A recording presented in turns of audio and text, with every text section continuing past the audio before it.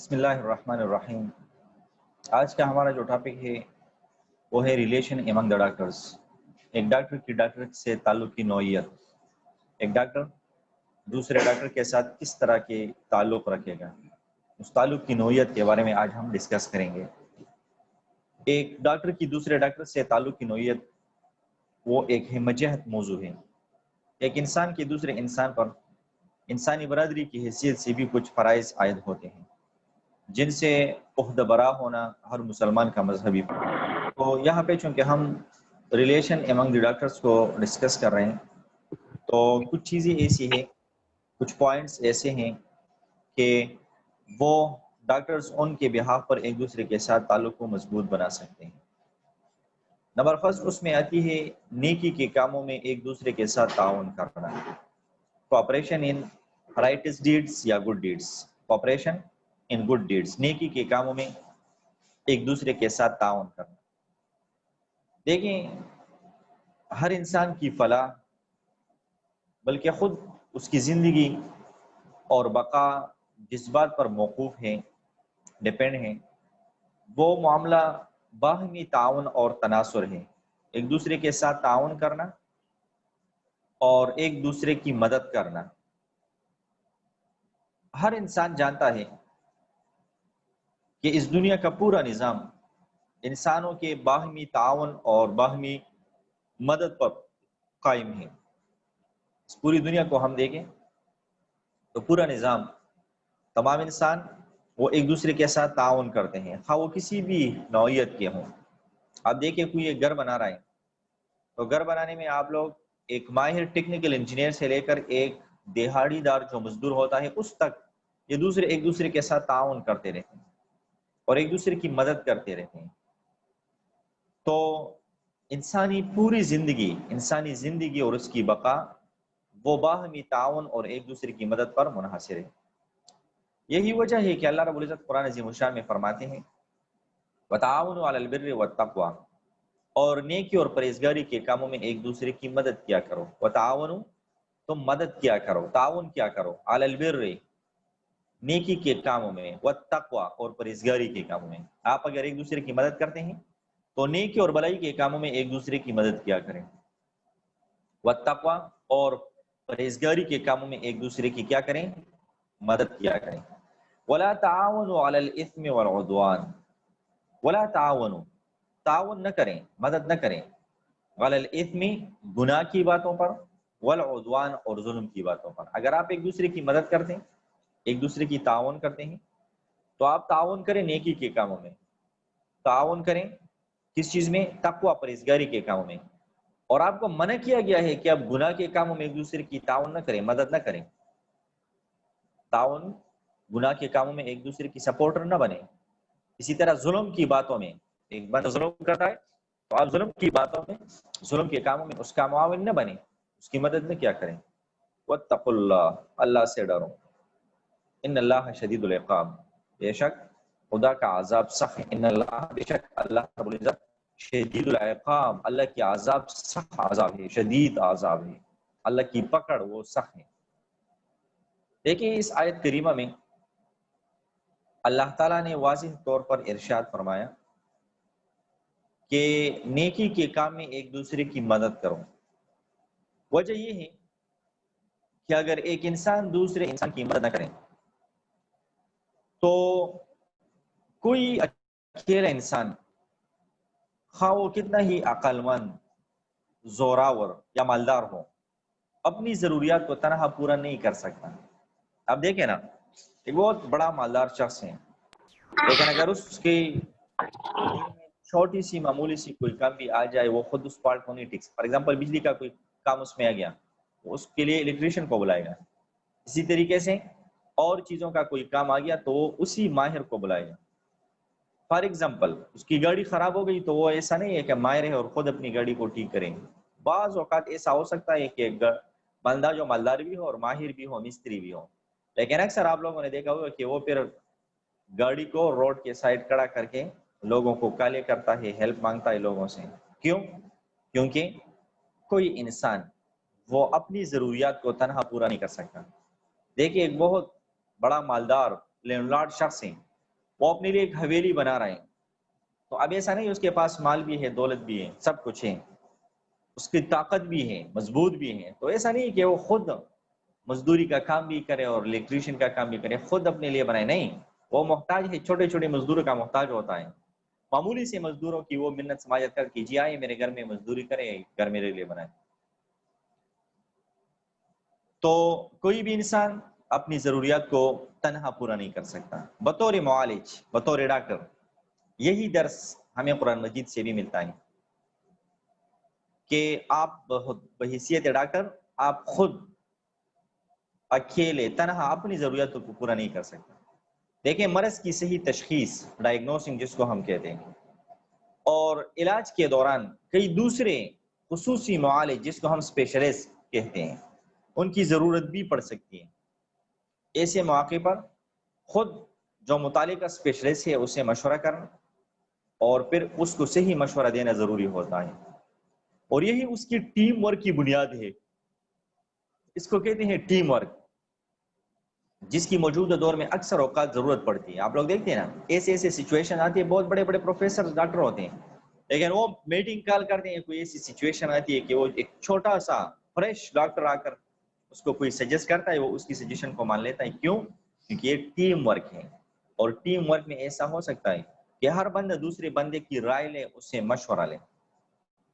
جیسے مرض کی آپ کو میں بتاتا ہوں، ایک ڈاکٹر اکیلے طرح کچھ بھی نہیں کر سکتا، بہت بڑا ڈاکٹر ہے، بہت بڑا اسپیشلسٹ، نامی جامی، نامی گرامی، لیکن اب وہ مرض کی تشخیص کے لیے مختلف نوعیت کے لیبارٹری ٹیسٹ اس کے لیے کروانے پڑتے ہیں، خود تو ٹیسٹ نہیں کروا سکتا، جس میں مستند ڈاکٹر کی ضرورت ہوتی ہے۔ اسی طرح آپریشن کے دوران، سرجری کے دوران ایک سرجن کے ساتھ مستند ڈاکٹر ہوتا ہے، اسسٹنٹ ہوتا ہے، پیرامیڈیکل سٹاف وغیرہ، ان تمام چیزوں کی ضرورت ہوتی ہے۔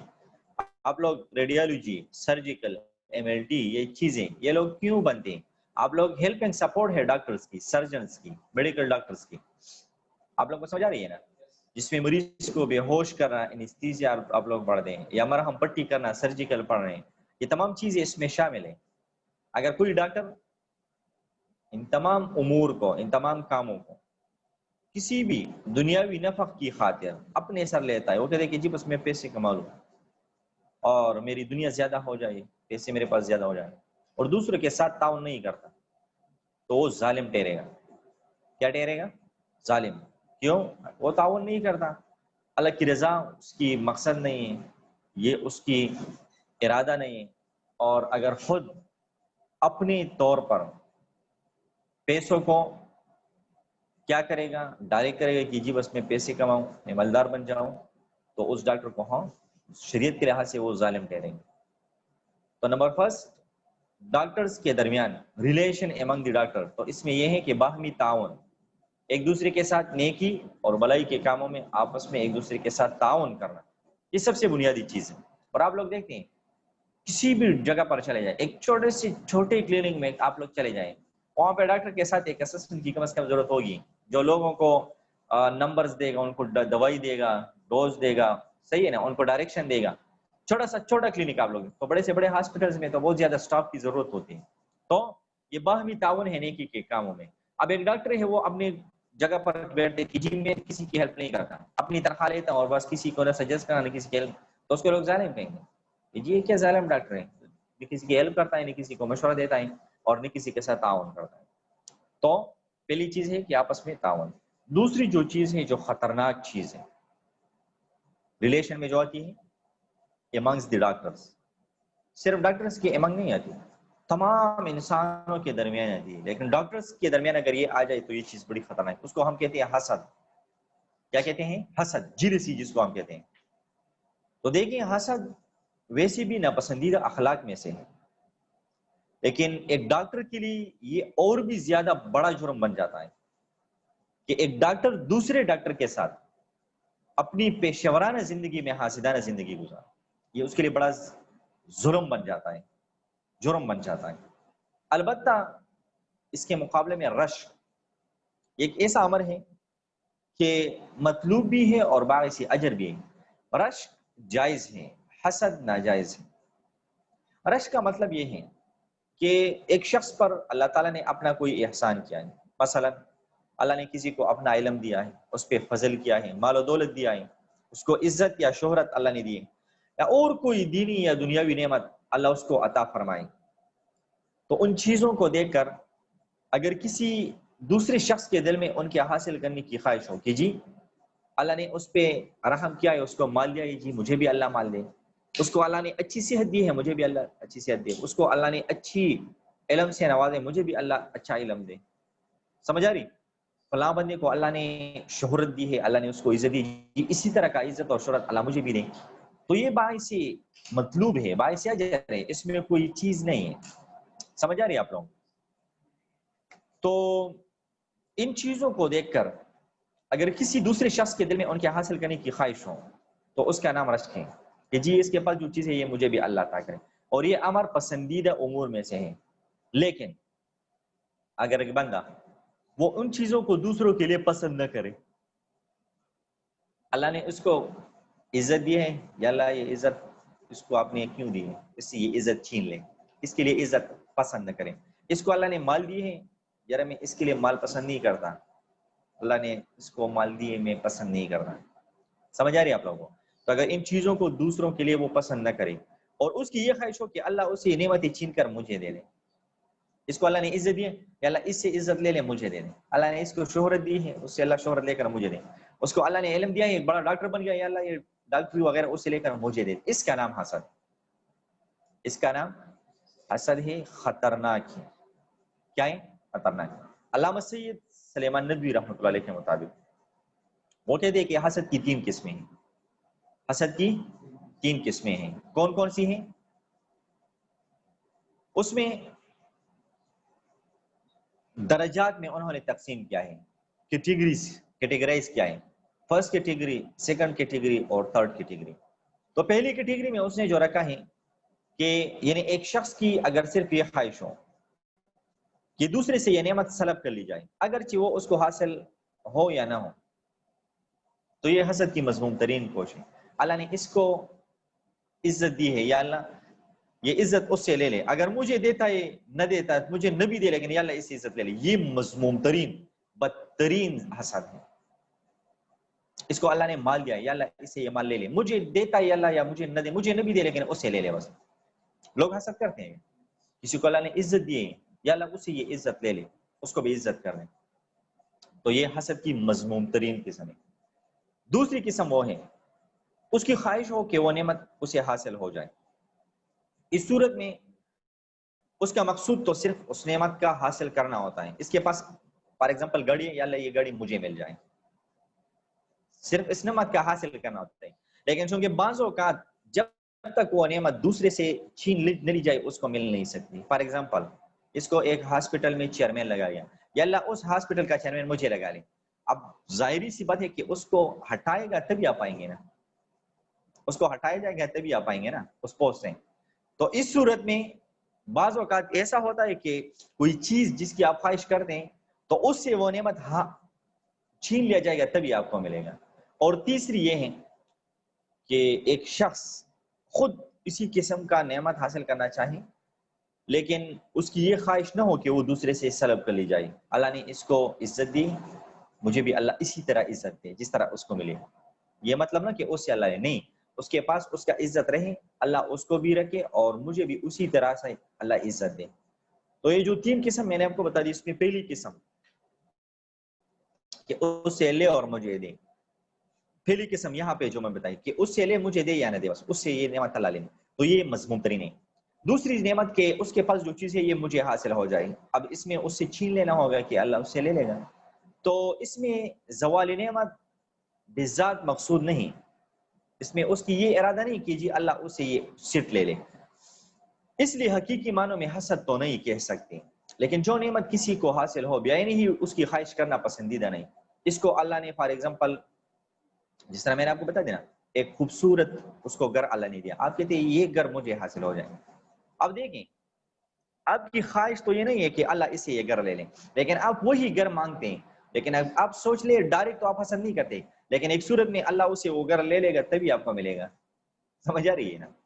تو اس صورت میں یہ بھی پسندیدہ نہیں کہ بالکل وہی، ہاں یا اللہ اسی طریقے کا ایک اور گھر مجھے مل جائے تب ٹھیک ہے، اسی طریقے کی، یا اللہ آپ نے اس کو اچھا ڈاکٹر بنائے، مجھے بھی وہ ڈاکٹر بنا دیں، نہیں اسی طریقے کا ڈاکٹر مجھے تب ٹھیک ہے۔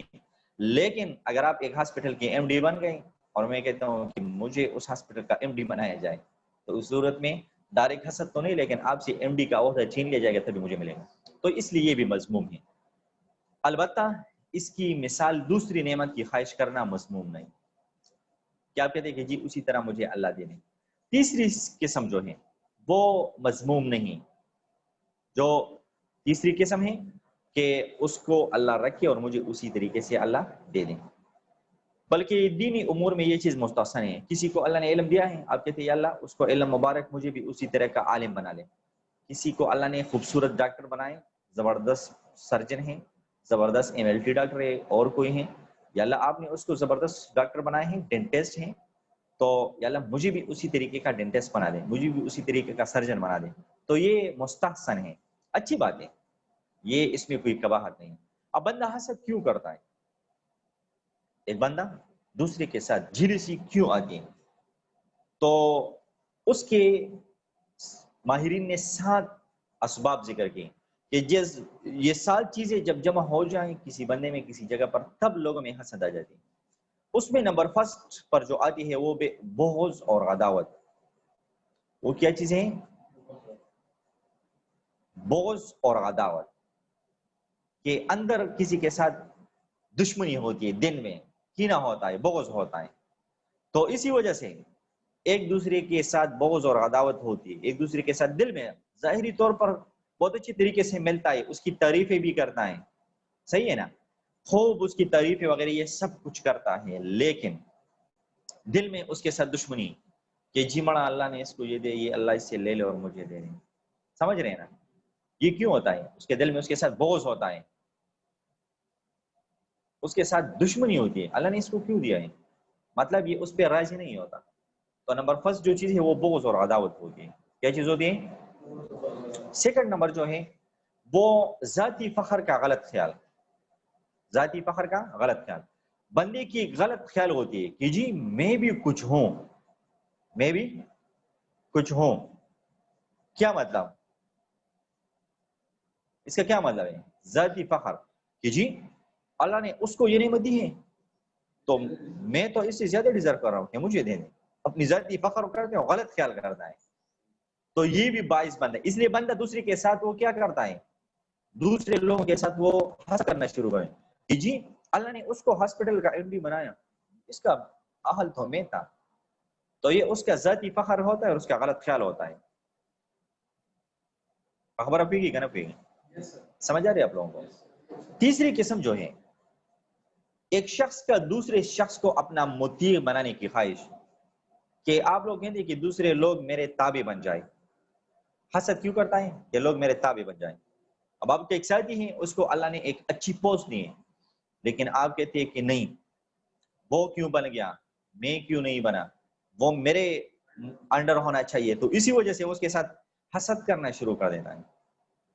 تو یہ تیسری قسم ہے کہ لوگ، آپ دوسرے لوگوں کو اپنے انڈر بنا رہے ہیں، دوسرے لوگوں کو اپنا تابعدار بنا رہے ہیں کہ لوگ میرے انڈر بن جائیں، میرے تابعدار بن جائیں۔ چوتھی جو سبب ہے کہ بعض اوقات جب ایک عام شخص شرف حاصل کرتا ہے تو اس پر حسد کیا جاتا ہے۔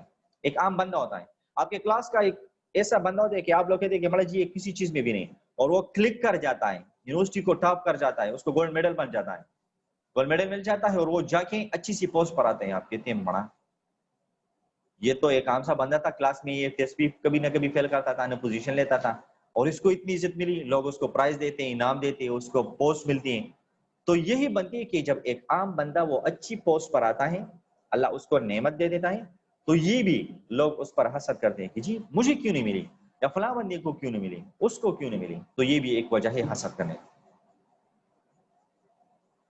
پانچویں جو سبب ہے، بعض اوقات جب دونوں اشخاص کا مقصد ایک ہوتا ہے، دو بندے ہوتے ہیں اور دونوں کا مقصد ایک ہوتا ہے، تو دونوں باہم ایک دوسرے کو حسد کی نگاہ سے دیکھتے ہیں۔ فار ایگزامپل آپ دونوں ڈاکٹرز ہیں، آپ اپنی کلینک کھولتے ہیں، آپ اپنی کلینک کھولتے ہیں، اب آپ دونوں کا مقصد کیا ہے؟ سیم، کہ جی ہم مریضوں کی علاج کر کے پیسے کماتے ہیں۔ اب یہاں پہ اب دوسرے ایک دوسرے کو حسد کی نگاہ. اگر اس کے دکان میں آپ مریض دیکھیں گے, بڑا اس کے دکان میں کیوں لوگ آ گئے, آپ حسد کرو گے, صحیح ہے نا. یا وہ کلک کر جاتا ہے, لوگ اس کی تعریف کرتے ہیں, جی وہ تو بڑا اچھا ڈاکٹر ہے, کامران تو بڑا اچھا اسپیشلسٹ ہے, آپ کہتے ہیں بڑا اس کو چھوڑے, اس کو تو کچھ بھی نہیں آتا. اگر عبداللہ کی کوئی تعریف کرے کہ جی عبداللہ خلیل وہ تو تیمرگرہ کا ٹاپ ڈاکٹر ہے, سرجن ہے, آپ کہتے ہیں بڑا تیمرگرہ میں اس سے بڑے بڑے اچھے ہیں, میں بھی اس سے اچھا ہوں. سمجھ آ رہے ہیں نا, کیوں؟ کیونکہ اب یہ بھی ایک ڈاکٹر ہے, یہ بھی تیمرگرہ میں وہاں پہ ڈاکٹر بن گیا, اور یہ کہتے ہیں کہ اب یہاں پہ تیمرگرہ میں میرا نام ہونا چاہیے, اس کا نام کیوں ہونا چاہیے؟ تو جب دو اشخاص کا مقصد ایک ہوتا ہے تو تب وہ دونوں ایک دوسرے کو حسد کی نگاہ سے, اور یہ عورتوں میں بہت زیادہ ہوتی ہے, مردوں میں یہ تھوڑی سی گزارا کرتی ہے, لیکن عورتوں کے معاملے میں وہ ایک دوسرے سے جلسی بہت ہی زیادہ کرتی ہے. یہ ریئل ہے. خود حقیقی بہنیں وہ بھی ایک دوسرے کو حسد سے دیکھتی ہے. یہ ہوتی ہے ان کے اصل میں فقدان ہوتا ہے تربیت کا, حالانکہ اگر ان کو پتہ چلے تو ان چیزوں سے خود کو بچا. یہ عورتوں کی میں ایک جنرل بات کر رہا ہوں کہ ان میں یہ چیز ہوتی ہے, وہ اپنی بہن کو آگے نہیں دیکھ سکتی, خود اپنی حقیقی بہن کو آگے نہیں دیکھ سکتی, تو اور جو اس کی فرینڈز اور چلے ظاہر میں تو بہت اچھی اچھی باتیں بھی کریں گی, اس کی تعریفیں بھی کریں گی بہت ساری, لیکن اندر میں وہ کہتی ہے کہ اللہ نے اس کو یہ دیا ہے, بس میری مرضی نہیں چلتا, وگرنہ میں اس کو گرا کے اس کی وہ والا اپنا بنا لوں. 6 نمبر ہے جاہ پرستی اور ریاست طلبی. جاہ پرستی اور ریاست طلبی کیا مطلب ہے کہ جی کہتے ہیں کہ لوگ میری تعریف یہ کریں, لوگ مجھے ہی بس میرا ہی ڈیمانڈ ہو, لوگوں میں میرا ہی شہرت ہو, میرے ہی لوگوں میں بس ایک چرچا ہو. تو اب دوسرے کی اگر آپ لوگ دوسرے کی کوئی تعریف کریں, دوسرے کو کوئی اچھا عہدہ ملتا ہے, اچھی نعمت ملتی ہے, تو آپ کے اس کے ساتھ حسد کرنا شروع کر جاتے ہیں کہ جی یہ تو میں ہونا چاہیے, اس کی بجائے تو میری ہونی چاہیے, میری تعریف ہونی چاہیے. سمجھ آ رہی ہے نا, مجھے عہدہ ملنا چاہیے. تو یہ بھی حسد کی ایک سبب بن جاتی ہے. 7 نمبر جو ہے وہ ہے خبث باتیں. خبث باتیں, خبث خبیث سے نکلا, یعنی انسان کے اندر کا کمینہ پن, انسان کے اندر کا ایک کمینہ پن ہوتا ہے. دیکھیں ایک انسان کی اپنے اندر کی ایک عزت ہوتی ہے. ایک بندے کے ساتھ کچھ بھی نہیں ہوتا, ایک بندے کے ساتھ کچھ بھی نہیں ہوتا, لیکن اس کے دوست کو, اس کے ساتھی کو, اس کے فرینڈ کو اللہ نے عزت دیا ہوتا ہے, تو یہ اپنے دل سے اس پہ خوش ہوتا ہے کہ مجھے کچھ بھی نہیں ملے, میرے دوستوں کو اور میرے ساتھیوں کو سب کچھ ملے. یہ اس کی اندر کی کیا ہے, ایک پرسنالٹی ہے. لیکن بعض لوگ ایسے ہوتے ہیں اللہ نے ان پہ بڑی بڑی نعمتیں کیوں تھی, لیکن اس کے اندر کا کمینہ پن ہوتا ہے کہ اس کو اللہ ذلیل کرے, اس سے اللہ لے لے. یہ حسد کیوں کرتا ہے؟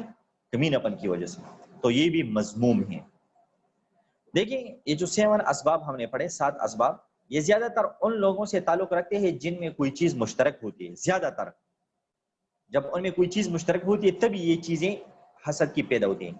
لیکن اسلام نے مسلمانوں میں جو باہمی اخوت کا رشتہ قائم کر کے نہایت, اس لیے ان میں حسد کا جذبہ نہایت آسانی کے ساتھ پیدا ہو سکتا تھا. اور حسد کے جس قدر اسباب و مراتب ہیں وہ سب کے سب اس وسیع برادری میں جمع ہو سکتے تھے. اس لیے اصولاً جو بد اخلاقیاں اس اخوت کا شیرازہ بکیر سکتی تھی, رسول اللہ صلی اللہ علیہ وسلم نے ان سب سے مسلمانوں کو بچنے کی ہدایت کر دی. کہ جن چیزوں کی وجہ سے مسلمانوں میں حسد آ سکتا تھا, مسلمانوں کی اتفاق وہ ختم ہو سکتی تھی, آپ صلی اللہ علیہ وسلم نے مسلمانوں کو ان چیزوں سے بچنے کی ہدایت دی کہ آپ لوگ ان چیزوں سے بچیں, بس آپ لوگ حسد اور اتفاق سے بچیں گے. آپ صلی اللہ علیہ وسلم نے کیا فرمایا؟ دیکھیں بہت زبردست حدیث ہے, ایاکم والظن, بدگمانی سے بچو. ایاکم والظن, آپ لوگ بدگمانی سے بچو. دیکھیں زیادہ تر باتیں بدگمانی سے شروع ہوتی ہیں, ہمیں ریئل کا پتہ نہیں ہوتا, اور کسی کو بس دیکھ کر ہم کہتے ہیں جی یہ کرتا, یہ کرتا, بدگمانی شروع کرتے ہیں. تو آپ صلی اللہ علیہ وسلم نے فرمایا ایاکم والظن, بدگمانی سے بچو. فإن الظن اکذب الحدیث, کیونکہ بدگمانی وہ سب سے زیادہ جھوٹی بات ہے. آپ بدگمانی کرو گے تو قیامت کے دن 2 باتیں, یا تو آپ اس کو ثابت کرو گے, تو اگر ثابت کرو گے تو آپ کو کیا ملا؟ کچھ نہیں. اور اگر ثابت نہ کرو گے تو آپ کو گناہ ملے گا کہ آپ نے اپنی طرف سے کیوں اس پہ بدگمانی کی. ولا تحسسوا, آپ صلی اللہ علیہ وسلم نے فرمایا کہ کسی کے عیوب کی جستجو نہ کرو, کسی کی جستجو, کسی کے عیبوں کو نہ ٹٹولو. اور ولا تناجشوا, ولا تناجشوا, ایک دوسرے کو لین دین میں دھوکہ نہ دو. ولا تباغضوا, اور نہ آپس میں کیا کرے، ولا تباغضوا، اور ایک دوسرے کے ساتھ بغض نہ رکھو، ولا تحاسدوا، ایک دوسرے کے ساتھ حسد نہ کرو، ولا تدابروا، ایک دوسرے کی غیبت نہ کرے، پیٹھ پیچھے ایک دوسرے کے پیچھے باتیں نہ کریں، وکونوا عباد اللہ اخوانا، اللہ کے بندے بائی بائی بن جاؤ، اللہ کے بندے اور آپس میں بائی بائی بن جاؤ۔ تو دیکھیں، بدگمانی دل سے نکالیں، دوسرے کی عیبوں کو ٹٹولنا چھوڑیں، ایک دوسرے کی وہ دھوکہ ایک دوسرے کو نہ دو، حسد نہ کرو اور بغض نہ رکھو اور دوسرے کی غیبت نہ کرو، تو بس مسلمان آپس میں بائی بائی بن گئے نا۔ کتنی زبردست باتیں۔ اور بد اخلاقیوں میں سب سے خطرناک چیز وہ حسد ہے۔ اسی بنا پر رسول اللہ صلی اللہ علیہ وسلم نے خاص طور پر حسد سے بچنے کی تاکید کی۔ آپ صلی اللہ علیہ وسلم نے حسد سے بچنے کی تاکید کی اور فرمایا ایاکم والحسد، تم حسد سے بچو، ایاکم والحسد، تم حسد سے بچو، فإن الحسد یأکل الحسنات کما تأکل النار الحطب، کیونکہ حسد نیکیوں کو اس طرح کھا جاتا ہے جس طرح آگ لکڑی کو کھا جاتی ہے۔ اس لیے اللہ تعالیٰ نے رسول اللہ صلی اللہ علیہ وسلم کو اور ہر مسلمان کو اس خطرہ سے پناہ مانگنے کی ہدایت کی۔ وَمِن شَرِّ حَاسِدٍ اِذَا حَسَد، اور حسد کرنے والے کی برائی سے جب وہ حسد کرنے لگیں، تو اس سے معلوم ہوا کہ اخلاقی حیثیت سے حسد نہایت خطرناک چیز ہے، اور ایک مسلمان کے لیے اس سے بچنا لازمی ہے، اور بحیثیت ڈاکٹر اور معالج آپس میں حسد سے بہت زیادہ پرہیز کرنا چاہیے اور اس سے